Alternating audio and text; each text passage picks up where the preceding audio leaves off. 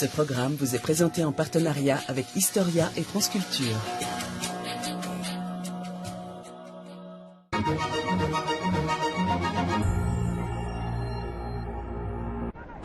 Il faut tout dire, pas seulement ce qui fait plaisir, parce que c'est peut-être la dernière fois que je peux parler.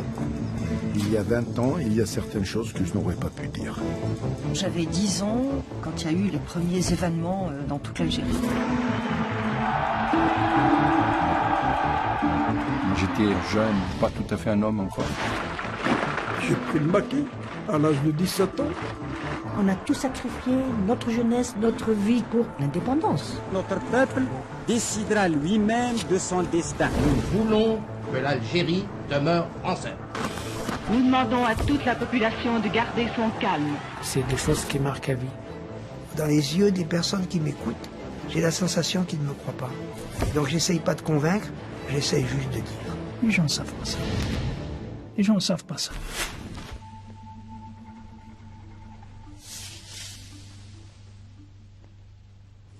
On avait des autocars, 3 autocars. Il avait la ligne depuis 1932.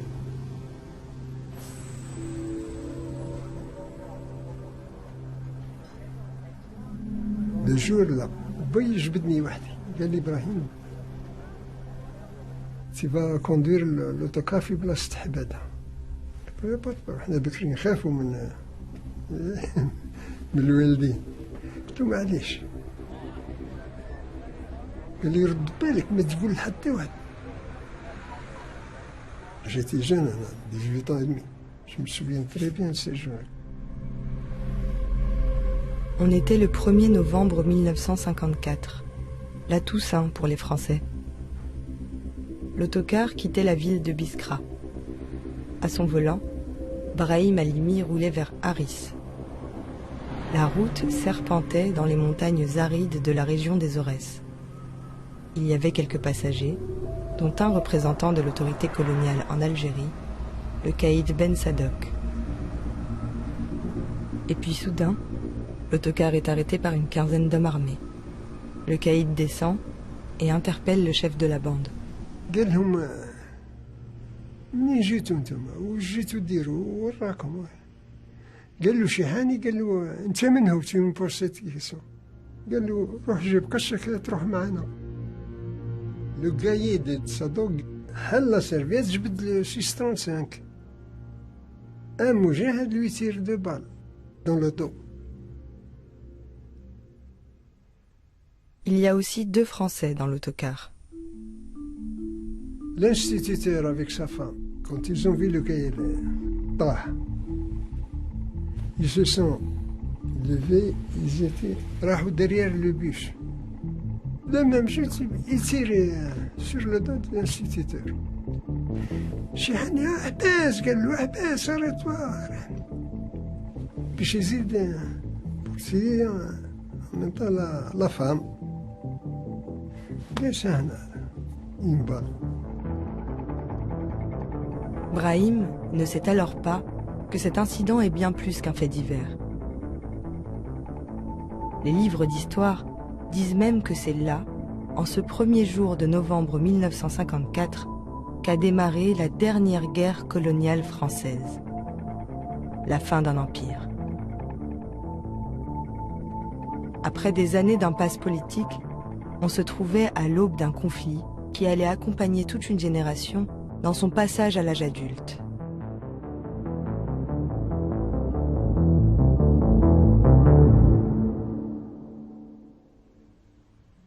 En 1954, j'avais 10 ans et tout le monde était complètement sidéré.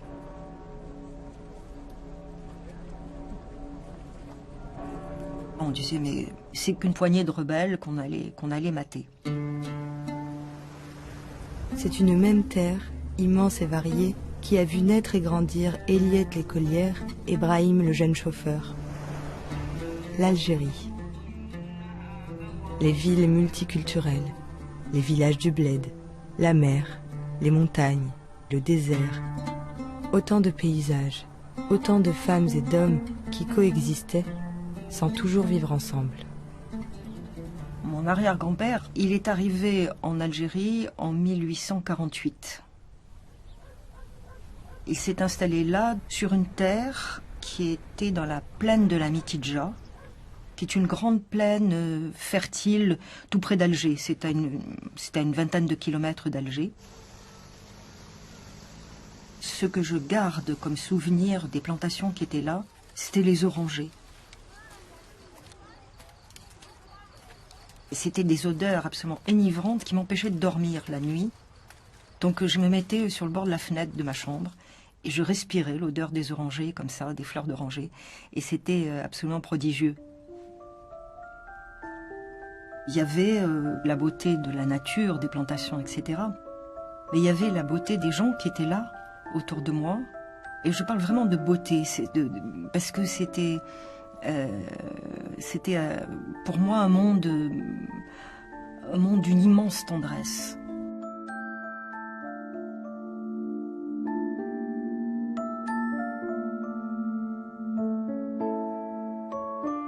Je suis né dans un hameau qui s'appelle El Welja. C'était en Kabylie. Chaque hameau rassemble les gens d'une seule et même famille portant le même patronyme. Par exemple, mon hameau d'El Welja, il n'y avait que des Éguidours. Comme si c'était une patrie, une petite république, avec un très très fort attachement à la glèbe, si bien que les gens des autres villages apparaissent ou m'apparaissaient comme des étrangers.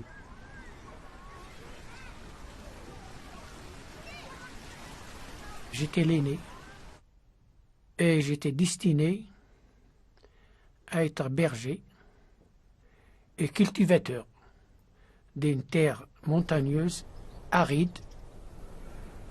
C'est un plateau, il s'appelle le plateau des Aurès. Quand il a plu, on récoltait un petit peu d'orge et de blé. Et parfois, il reste plusieurs années sans pleuvoir. Et c'était la dèche. C'était la famine, tout simplement. Et celui qui mangeait 2 repas par jour, c'était le nanti. C'était celui vraiment qui était gâté. Et on nous racontait qu'en ville, il y a un autre mode de vie, que les gens vivaient autrement, etc., qu'ils mangeaient à leur faim. Mais pour nous, c'est un monde inconnu. Hein. Mais on était heureux, hein, personnellement. Pour moi, la vie, c'est se limiter à ma tribu. Hein. Ma famille est une famille juive, modeste. Et on a été donc élevés dans un quartier d'Alger, Bab el Oued, un quartier populaire, que j'ai beaucoup aimé, que je trouvais extrêmement vivant et quelquefois un peu trop remuant, mais enfin c'était... On chantait, on était très mélangés.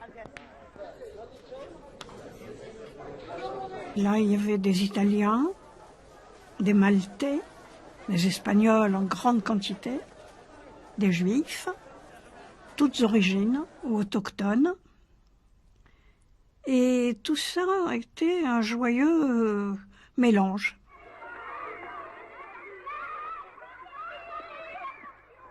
Mon enfance à Alger, je la qualifierais d'enfance rêvée, une enfance privilégiée.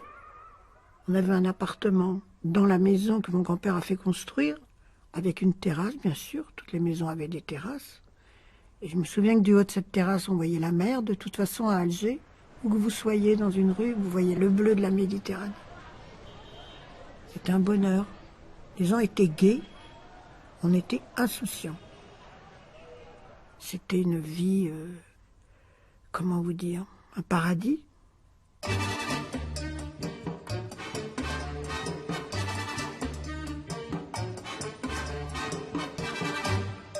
Avec les caméras 8 mm populaires à l'époque, on fixait la douceur et l'insouciance de vivre dans la lumière méditerranéenne. Les Français étaient fiers de leur colonie. Depuis plusieurs générations, l'Algérie flattait le prestige impérial de la France.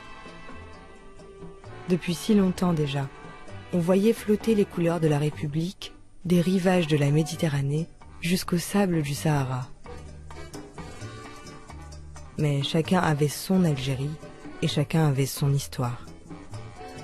Et toutes les histoires ne racontaient pas la même Algérie. Pour moi, l'Algérie, c'était la France de façon pleine et entière. Charnellement, physiquement, mentalement, intellectuellement. On disait, la Méditerranée traverse la France comme la Seine traverse Paris. Les enfants, c'est comme ça qu'ils ont appris l'histoire et la géographie de la France. C'est la France, et c'est la France généreuse, parce que nous disait l'école, nous disait la France, c'est liberté, égalité, fraternité. Tout ce que vous voyez, c'est la France qui l'a construit ici. Les constructions, les routes, les champs, l'aménagement du cours d'eau, s'il y a un petit barrage, des choses comme ça. Tout ça, c'est la France qui l'a construit. C'est la France. Donc l'Algérie, c'était une création de la France. Qu'est-ce qu'il y avait avant qu'on soit là? Dans ma famille, j'ai toujours entendu dire qu'il n'y avait que des marécages et il n'y avait personne. Ça, c'était mais ils en parlaient souvent, quand même. Et puis, j'ai compris, à travers les archives de mon village de Sidi Moussa, qu'en fait, on avait pris les bonnes terres et que les propriétaires de ces terres, c'était des tribus qui étaient sédentarisées depuis des siècles et des siècles. Ils ne passaient pas chez le notaire pour les droits de succession, etc. Il y avait des traditions orales. On savait que c'était telle famille qui avait cette terre. Donc pas de titre de propriété, donc vous n'êtes pas propriétaire. Donc c'est à nous. Les colons, ils ont pris les plaines, et les plaines, c'était des colons qui les ont tous prises, qui les exploitaient. Et les gens allaient travailler chez les colons. Quand on travaillait chez le colon, il n'y avait pas de nombre d'heures. C'est la journée, c'est le soleil et le coucher du soleil. Voilà. Hiver comme été.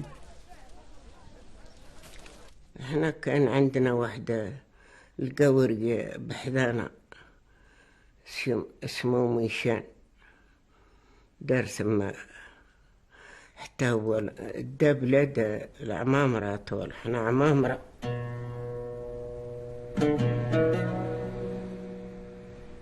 يحصدها ودار الفلال هذا الكلش كان معزة ولا نعجة تدخل لبلاده يشكي بينا يروح مول الدار هذاك الحبس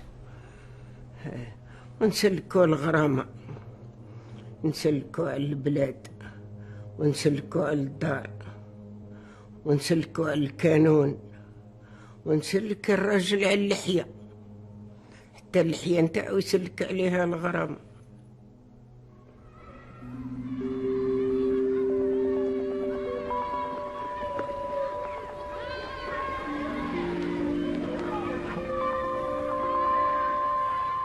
أنا الصباط نشفي على روحي حتى وصل عديت 10 سنين باش عدنا نلبسوا الصابو هذاك تاع الكاوتشو هذاك.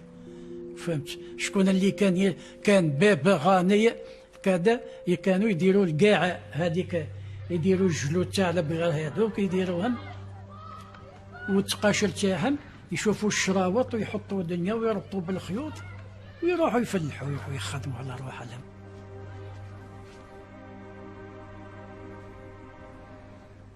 هاو الاستعمار واش الشعب الجزائري واش كان عايش.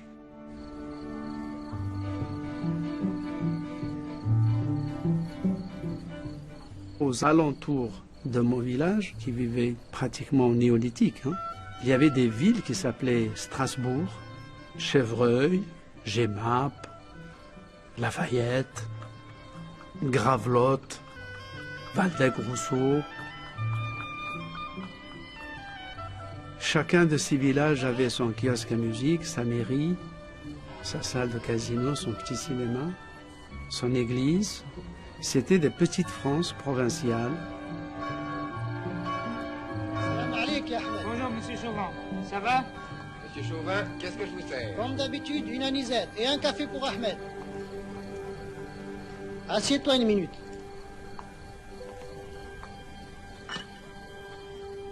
Je suis né à Batna, dans la région de Batna, exactement un petit village qui s'appelle Ain Touta et qui était à côté d'un village colonial qui s'appelait Makmaon. D'un côté, il y avait des habitations des Arabes. Et puis, de l'autre côté, les habitations, les villas, les colons, qui étaient plus cossus quand même. Ça demeurait quand même très distant. Chacun était happé par sa société. On se rendait bien compte qu'on était, non seulement qu'on n'était pas français, mais qu'on ne pouvait pas être français. Moi, il suffisait de voir ma grand-mère qui ne comprenait pas un mot de français, qui n'avait rien à voir avec la France, pour comprendre qu'on n'est pas français, quoi. Je veux dire, c'est aussi simple que ça. Quand j'étais chez moi, je parlais kabyle.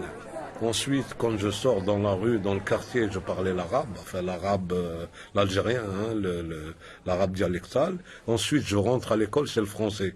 Il faut que je laisse les deux langues à l'entrée, que je ne parle qu'au français, parce qu'il nous était interdit de parler une autre langue que le français.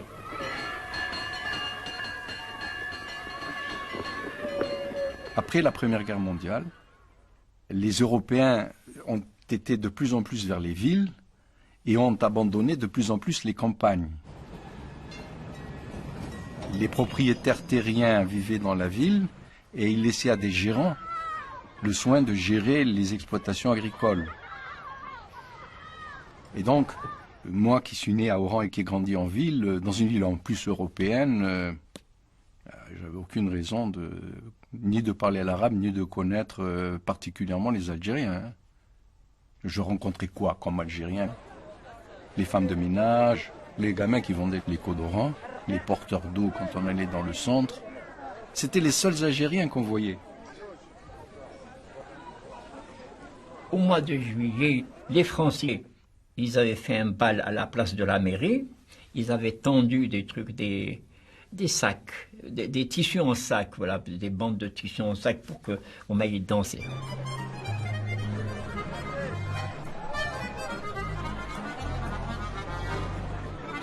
Les Français jouaient de l'accordéon, toutes les femmes venaient, ils dansaient, ils buvaient à l'intérieur. Je suis parti une fois, je regardais pas un truc, je me suis pris un coup de pied, parce que tu fous le camp, parce que tu regardes, que tu nous espionnes, tu vois.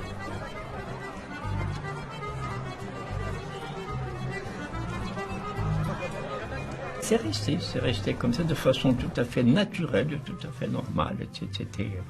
C'était comme ça, on était dans notre camp, ils étaient dans leur camp. Ali a pourtant grandi dans une famille imprégnée de culture française. Son père, Mouloud Feraoun, était instituteur, directeur d'école, mais aussi écrivain réputé. Et c'est en français qu'il décrivait dans son journal le quotidien faussement paisible d'alors. Nous nous étions installés dans une quiétude sincère, une existence supportable faite de petites nécessités, de besoins et de devoirs quotidiens, de maladies qu'on soigne, de difficultés qu'on surmonte, de disputes sans lendemain, d'amitiés sans racines. C'était une quiétude méritée et nécessaire pour que chacun se croie utile à soi-même et aux autres, et digne de vivre. Et cette quiétude, il était inconcevable que du jour au lendemain on la crût menacée. Le fait que mon père ait été caïd, c'est-à-dire un petit fonctionnaire colonial, a fait que nous avons été à l'école. Vous savez que les écoles étaient très rares en Algérie. Il y avait quand même 81% d'analphabètes. Donc j'étais à l'école, dans l'école primaire, qui était l'école où il y avait des petits Français avec nous, des fils de colons. Bon, on n'était pas majoritaire, quoique dans le pays, nous l'étions. Il y avait dans les départements d'Algérie 8 fois plus d'Algériens que de Français. Et pourtant, cette majorité ne disposait pas des mêmes droits que la minorité. Une discrimination que les Algériens éprouvaient au quotidien dès l'enfance. Curieuse contradiction pour le pays des droits de l'homme. Chez nous, l'école des indigènes était séparée, à part. Et c'est pas les mêmes moyens, c'est pas le même confort, c'est complètement autre chose. De toute façon, à l'époque, les indigènes ou les Algériens, ils quittent l'école à partir de certificat d'études. C'est rarement où on trouve le moyen, ils nous laissent aller plus loin. Pour être interne en médecine, il y avait un dicton qu'on avait fabriqué mais qui courait, qui était « Quand tu es européen et homme, tu as 70% de chance d'avoir le concours d'internat. Quand tu es femme européenne, 50%. Quand tu es juif et homme, 45%. Femme et juive, 20%. Et alors, si tu es homme musulman, 10%, femme musulmane, c'était même pas la peine de compter. C'était une chose qu'on disait entre nous. De toute façon, la majorité des Européens d'Algérie étaient convaincus de la fameuse thèse de Porot et Sutter que le cerveau des indigènes n'était pas fabriqués comme le cerveau des Européens, qu'ils étaient régis par le sous-cortex. Et ça justifiait la situation coloniale, et ça allait de soi.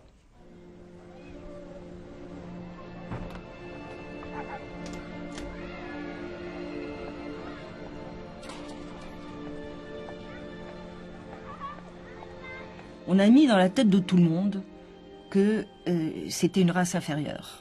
Une religion inférieure. Et peut-être que c'est comme ça aussi que la colonisation a pu se faire.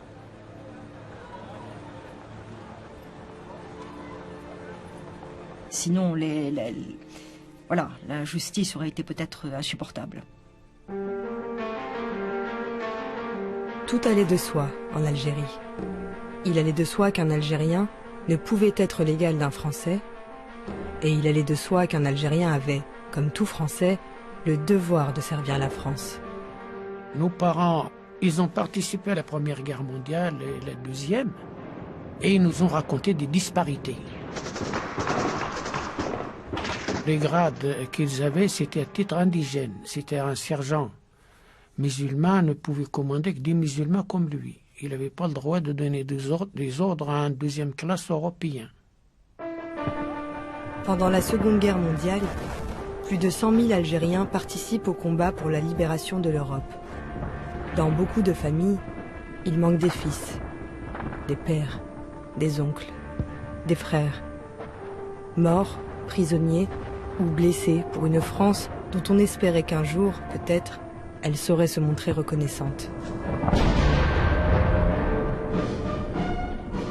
N'est-ce pas cela que le général de Gaulle avait laissé entendre à Brazzaville en janvier 1944 ?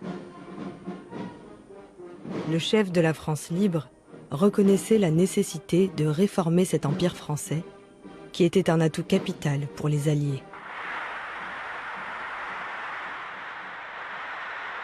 Au moment où commençait la présente guerre mondiale, apparaissait la nécessité de placer sur des bases nouvelles les conditions de la mise en valeur de nos territoires africains, celles du progrès des hommes qui y vivent et celles aussi de l'exercice de la souveraineté française.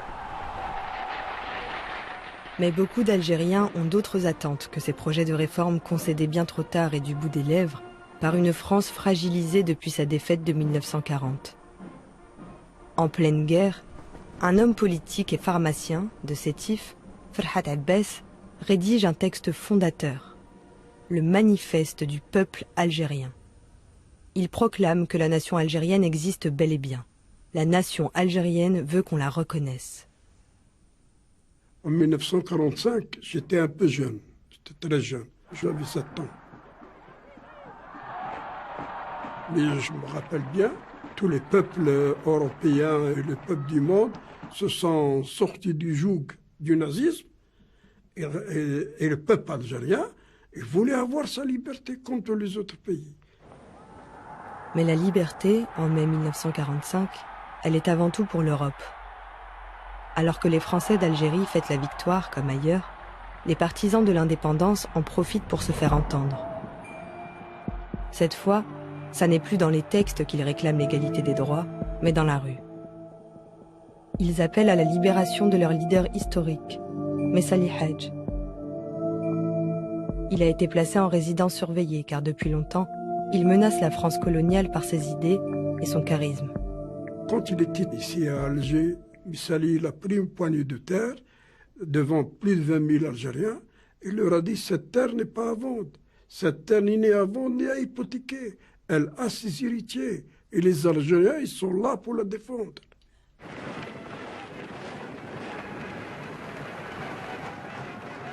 Le 8 mai 1945, c'est dans la région du nord constantinois que les manifestations sont les plus importantes. À Sétif, un jeune homme brandit le drapeau indépendantiste. C'est interdit. Il est abattu par la police.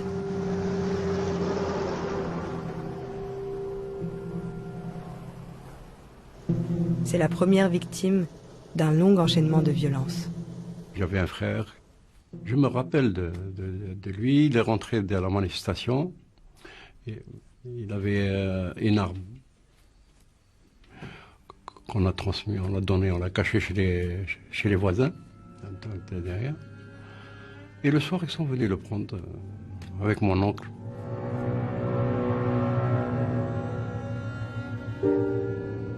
Il n'était pas le seul. Il y avait beaucoup de jeunes qui avaient les Abda, les Tapri, les Salidi, qui sont morts du même âge. Ils ont choisi la jeunesse, plus ou moins, qui a fréquenté les écoles. Ils les ont liquidés. La future élite, en quelque sorte.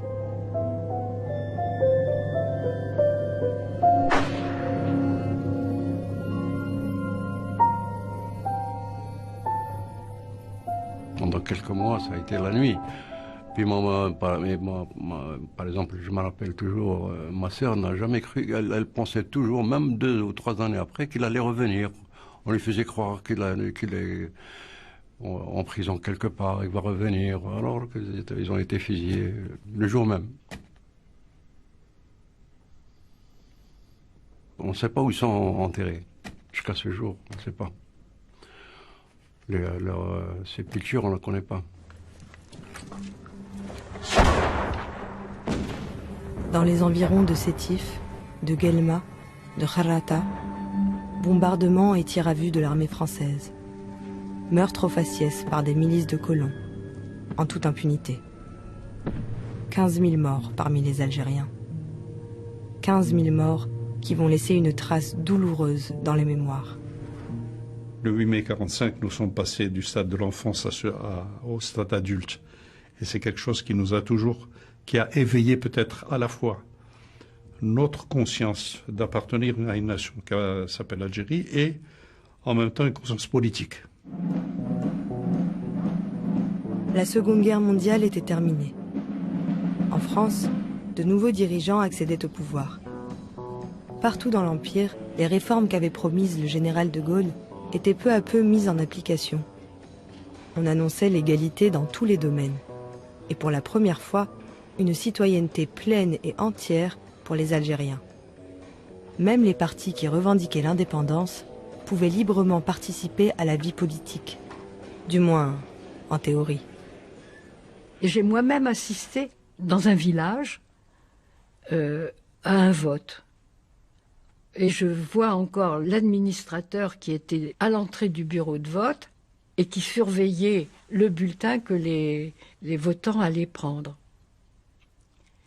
Là, je l'ai vu en direct, la pression qui a été exercée sur les électeurs. Peine perdue pour les autorités. À chaque scrutin, les partis nationalistes algériens remportent des succès électoraux importants.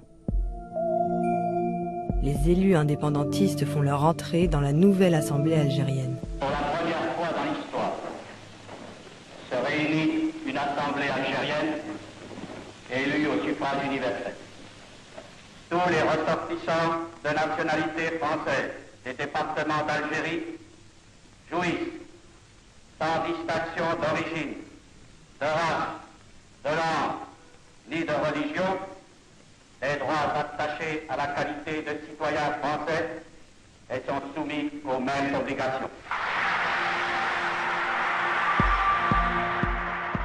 La nouvelle assemblée laissait s'exprimer les revendications nationalistes. Mais n'était-ce pas pour mieux les contenir dans l'hémicycle? Ferhat Abbas n'était pas dupe.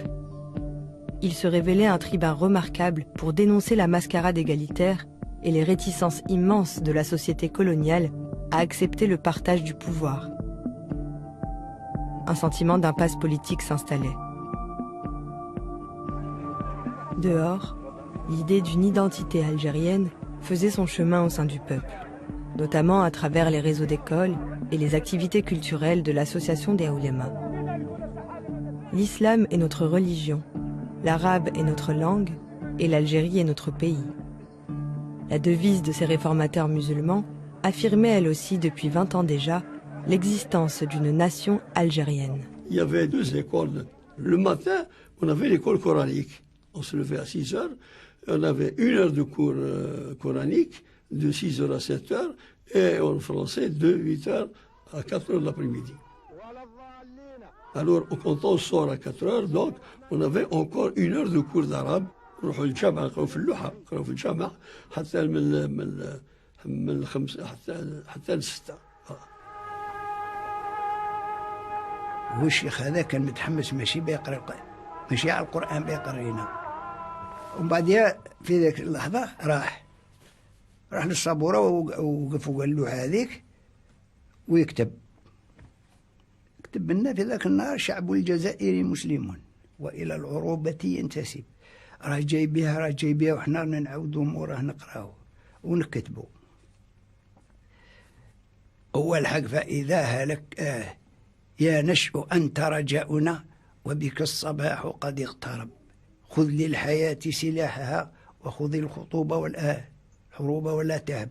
دوكا ومن بعد قال زاد كتب لنا البيت تاع: فإذا هلكت فصيحتي تحيا الجزائر.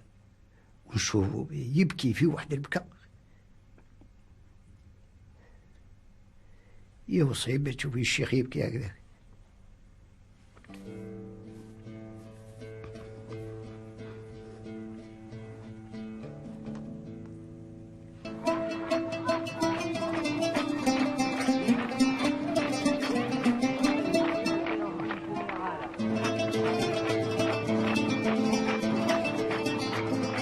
Les Algériens baignaient dans la culture musulmane depuis leur enfance. Cette appartenance religieuse les distinguait nettement de leurs colonisateurs. Elle nourrissait aussi leurs revendications indépendantistes. Moi, j'étais dans les scouts musulmans parce qu'il y avait les scouts français. Et pour faire la séparation, on nous appelait les scouts musulmans. Avec ces scouts, ça nous a beaucoup initiés, quoi. Ça nous a développés parce qu'on faisait des chansons patriotiques, on faisait un peu dans le scoutisme, on fait un peu l'exercice comme c'était militaire. Hein. Il fallait vivre sous les tentes, il fallait démonter, remonter, on rampait pour aller dans les tunnels, on faisait tout ça, quoi. C'est une école de formation des jeunes qui vous apprend les qualités premières, par exemple la BA, la bonne action quotidienne, comme le respect. Mais chez nous, il y avait une tête particulière, c'était l'Algérie. Pour la première fois, on avait le drapeau algérien qu'on faisait monter, donc c'était clandestin. On était dans une petite forêt au bord de l'Oued, et le drapeau avait été fabriqué par ma soeur aînée. Et on nous apprenait surtout des chants patriotiques qui nous mettaient en contact direct, si vous voulez, avec la souffrance de notre peuple. يلي تحب l'Afrique du Nord تشاركنا في الوطنية. C'est un chant de liberté. Oui. ضربونا نجمة وهلال وشاركنا في الوطنية بركة ربي والرسول واحنا اللي نجيبوا الحرية.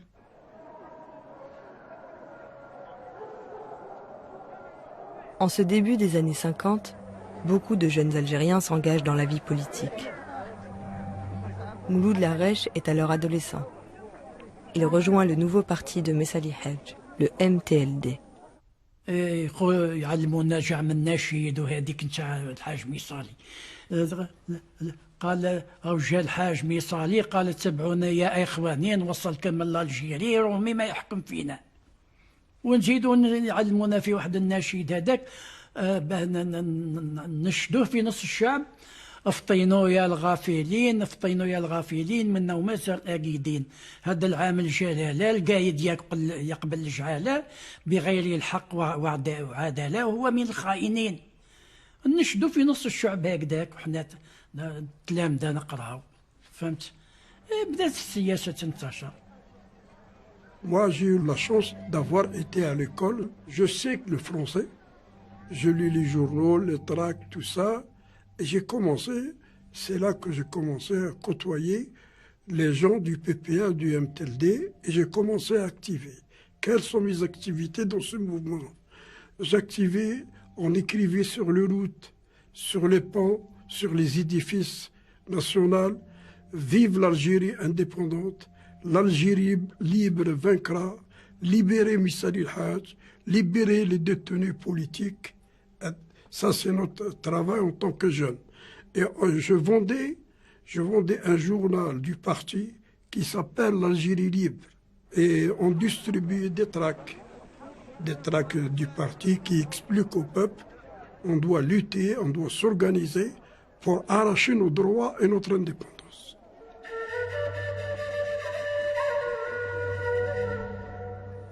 Mais certains ne croient plus au combat politique dans le monde colonial. Alors ils entrent dans la clandestinité, comme Ahmed Ben Bella, qui a servi dans l'armée française pendant la Seconde Guerre mondiale. Il fonde avec quelques autres l'organisation spéciale. Ces hommes collectent des armes et rejoignent en secret les montagnes escarpées de Kabylie et des Aurès. Il y avait des maquisards qui vivaient en clandestinité. Et donc qui vivaient comme ça. Je sais même qu'au marché des Aghribs, par exemple, la tradition, c'est qu'il avait toujours un fusil de chasse scié, qui était toujours sous la cachabia. Les adultes parlaient d'une vingtaine, d'une trentaine à l'époque, mais ils ne savent pas où ils étaient organisés, ils ne savent pas s'ils allaient dans tel village ou tel autre. Ils savent qu'ils sont capables de passer à tel ou tel moment. Alors qui est passé? On ne sait pas qui, hein, mais c'était connu. J'étais trop jeune, je ne comprenais pas. Mais je savais que c'était des problèmes sérieux, des problèmes politiques. Jusqu'au moment où mon père voulait que je continue des études. Et il m'a envoyé chez mon oncle, à Nanterre. Et donc en 1953, j'ai quitté le village. Johnny, tu n'es pas un ange, ne crois pas que ça me dérange. Jour et nuit, je pense à toi, tu te souviens de moi. Dans la région parisienne, Mohand découvre la vie quotidienne de dizaines de milliers d'Algériens. Comme lui, beaucoup sont venus de Kabylie pour se faire embaucher dans les usines ou sur les chantiers. Et là, ils se mêlent aux militants des mouvements ouvriers français. Le hasard a fait que moi, travaillant chez Renault, étant en contact avec la plus grosse concentration ouvrière algérienne chez Renault, il y avait des délégués algériens communistes qui avaient été élus parce que présentés par la direction du syndicat, et il y a eu une ouverture en direction des autres Algériens qui émanaient du MTLD, etc. C'était un effort d'essayer d'étendre l'influence de la CGT et du Parti communiste. On allait dans le 18e arrondissement, où il y avait un vieux militant qui s'appelle Rabat Serba. C'est lui qui nous a dit qu'il faut lire au moins un journal français tous les 2 jours, tous les 3 jours. C'est lui qui nous a dit qu'il faut adhérer au syndicat pour nous former, disait-il. C'est comme pour les journaux. Mais il ne faut pas aller, par exemple, il disait au PCF. Parce que les syndicats, ils vous forment et vous restez en quelque sorte, dans son esprit, indépendant. L'esprit. Mais si vous allez dans un parti, vous êtes enrôlé par ce parti. Vous pouvez être perdu pour l'organisation.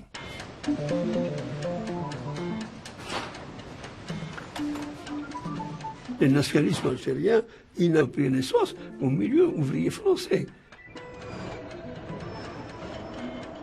Moi, j'étais CGTiste. À l'époque, le syndicat ouvrier, c'était la CGT. C'est là qu'on commençait à s'initier, à se former. On apprend à se défendre, pour ainsi dire. Au sein du MTLD, il y avait des cellules, il y avait des groupes, il y avait des sections. On recrutait, et puis au fur et à mesure qu'on avançait, on monte dans le grade. On devient chef de cellule, chef de groupe et chef de section. Voilà. À l'époque, nous participons aux manifestations le 1er mai et le 14 juillet. La manifestation du 14 juillet 1953, il y avait toute la direction du MTLD, évidemment les militants du MTLD, il y avait le cordon de CGTistes évidemment, et nous avons formé notre cordon en tant qu'MTLD. Quand les policiers, évidemment, quand ils ont vu avec le drapeau algérien, la police a sauté sur le bonhomme, sur le groupe qui avait le drapeau, et c'est là qu'il y a eu une bagarre, et ça s'est soldé par 7 morts, 6 Algériens et un Français communiste, le 14 juillet 1953. Albert Camus est indigné. L'écrivain né en Algérie accuse. On est fondé à se demander si la presse, le gouvernement, le Parlement auraient montré tant de désinvolture dans le cas où les manifestants n'auraient pas été nord-africains. Et si, dans ce même cas, la police aurait tiré avec autant de confiant abandon. Il est bien sûr que non, et que les victimes du 14 juillet ont été un peu tuées aussi par un racisme qui n'ose pas dire son nom. J'étais sûre qu'il fallait qu'il se passe quelque chose. Je souhaitais que ça se passe au mieux. Mais on ne pouvait pas éviter que cette espèce d'inégalité monstrueuse soit un jour mise à découvert. C'est comme une tumeur qui se développe à l'intérieur et qui un jour vous bouffe et finit par émerger. Partout, cette tumeur apparaissait au grand jour. Les colonisés se soulevaient. À Madagascar, au Cameroun, au Maroc et en Tunisie, l'empire colonial tremblait. Mais c'est en Indochine que la France est le plus violemment attaquée.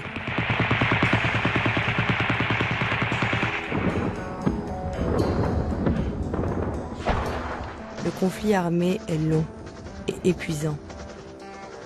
Il s'achève par une défaite cuisante à Dien Bien Phu.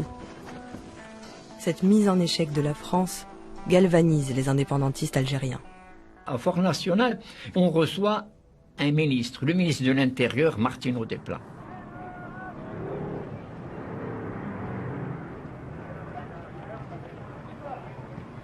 Moi, j'avais un copain, il avait 4 ou 5 ans de plus que moi, j'avais déjà 10 ans à Fort National. Je voulais tenir un drapeau pour accueillir le ministre. Et il m'a expliqué que notre drapeau, il est vert, rouge, blanc au lieu de bleu, blanc, rouge. Et il m'a dit, notre drapeau, il est comme ça, bientôt on va faire la guerre, on va être indépendant. Et comme ça, on a développé une vraie haine contre les Français.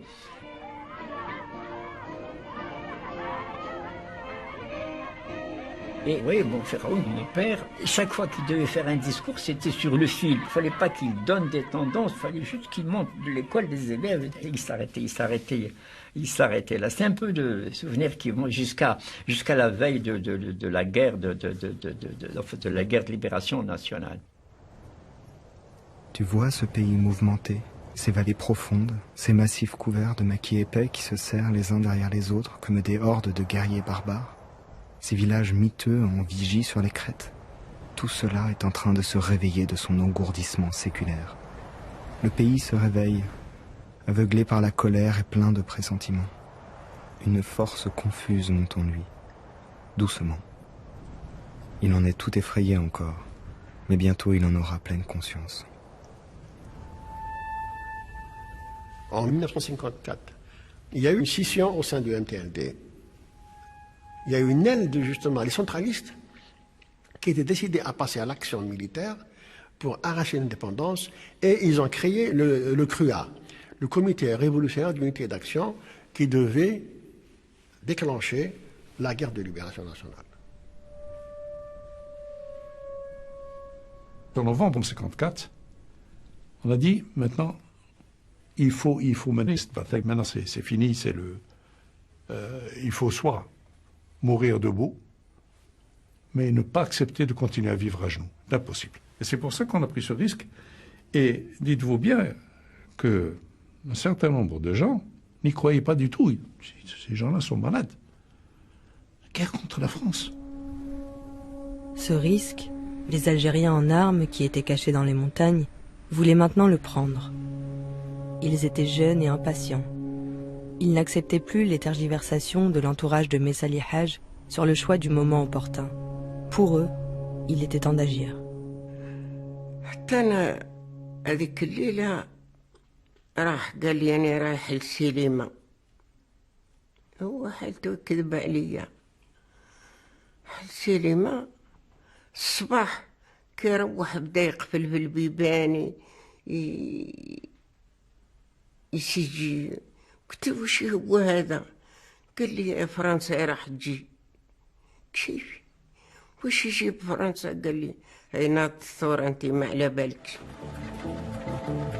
Le 1er novembre 1954, tandis que Brahim conduit son autocar dans les Aurès, c'est donc un projet parfaitement coordonné qui éclate sur tout le territoire. Des dizaines d'attentats ciblent la présence française et ses représentants en Algérie. Nous étions attaqués par surprise par des rebelles à 1h50 du matin. J'ai organisé une discipline très efficace à l'intérieur de mon poste. Vous aviez combien d'hommes? J'ai un nombre environ en tout de 15 de types. Oui. Alors de là, j'ai combattu contre ces rebelles du 1h50 du matin jusqu'à 4h30 du matin. Pour les autorités coloniales, la surprise est totale. Elles ignorent tout de la nature de leur ennemi. Qui sont ces hommes armés? D'où viennent-ils? Seuls les tracts qui accompagnent ces attaques révèlent le nom de ce nouvel adversaire. Le Front de Libération Nationale, le FLN. Peuple algérien, pense à ta situation humiliante de colonisé. Avec tous tes frères de l'Est et de l'Ouest qui meurent pour que vive leur patrie, nous t'appelons à reconquérir ta liberté au prix de ton sang.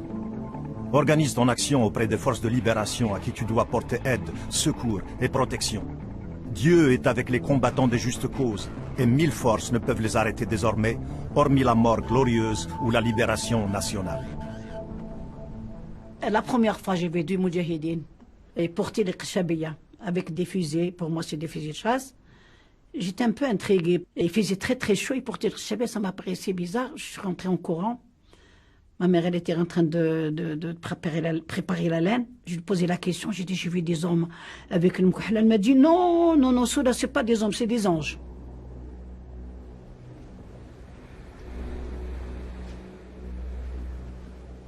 Je les voyais un par un jusqu'à ce qu'ils forment un groupe. Je les voyais circuler, tout ça, mais ils ne me faisaient pas peur, j'avais pas peur d'eux. Seulement, je me demandais à quoi ça va servir. Et les gens me disaient, oui, mais c'est ceux-là qui vont libérer l'Algérie. Et l'Algérie, après, tout le monde deviendra riche, tout le monde travaillera main dans la main, etc., etc.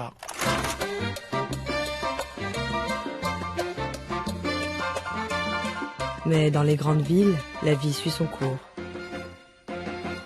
Les silhouettes des mystérieux combattants qui sillonnent les montagnes sont bien trop lointaines pour inquiéter les Français d'Algérie. Ils n'entendent pas, ou ne veulent pas entendre, l'annonce d'un mouvement plus profond, plus déterminé. Un mouvement qui leur dit clairement: la terre algérienne n'est pas la vôtre. Nous avons une confiance absolue envers la France vis-à-vis de ces événements, parce qu'il faut corriger à l'époque du temps, ce n'est pas la guerre. Personne ne parle de guerre. La vie continue, on parle de hors-la-loi, pas du tout d'indépendantistes, d'un mouvement voulant chasser la France. À l'époque, 1954, c'est pas du tout le langage. Donc on se trouve confronté, je dirais, à une sorte de révolte peut-être épisodique, comme l'histoire nous apprend qu'il y avait déjà eu en Algérie. Des mouvements de rébellion qui ensuite se tassent avec un peu de mesures politiques et de mesures militaires.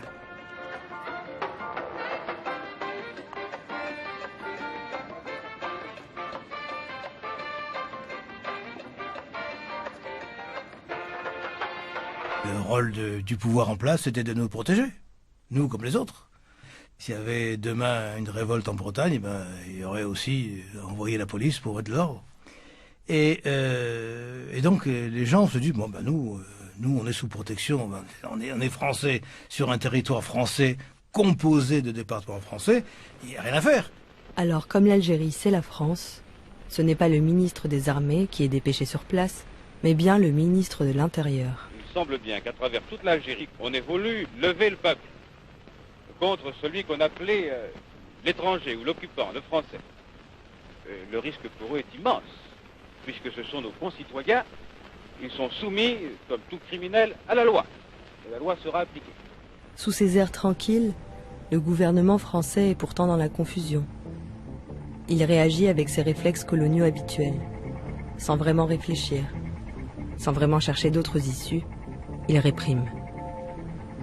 Mais ce front de libération nationale reste insaisissable.